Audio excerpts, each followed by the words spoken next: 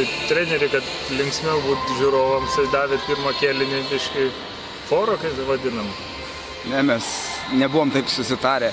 Paprasčiausiai Perlo komanda labai gerai pradėjo rungtynės, užtikrintai sumetė visus savo metimus, o mano vaikinai gal patikėjo, kad čia su vaikų jaunių komanda žaist, nebuvo pilnai nusiteikę, ne taip įvėjo į žaidimą, kaip aš norėjau.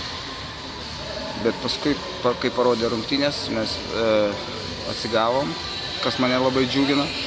Prie tokio duobės didelės mes sugebėjom išlysti iš jos, labai neblogai išlindom ir po biškį ėjom iki to, kol pasiekėm pergalę. Treneri, kaip pavyko nuteikti komandą per 2 minutės per pirmą ir antrą kėlinių, kad pralaimėti tragiškai pirmą kėlinį, antrą pradėtų atkarpą 18-0 ir neleistų varžovam 8 minutės pelnyti į tašką? Paprasčiausiai žaidėjai suprato, kad juokaut nėra, jie patys suprato, kad rezultatas yra tragiškas.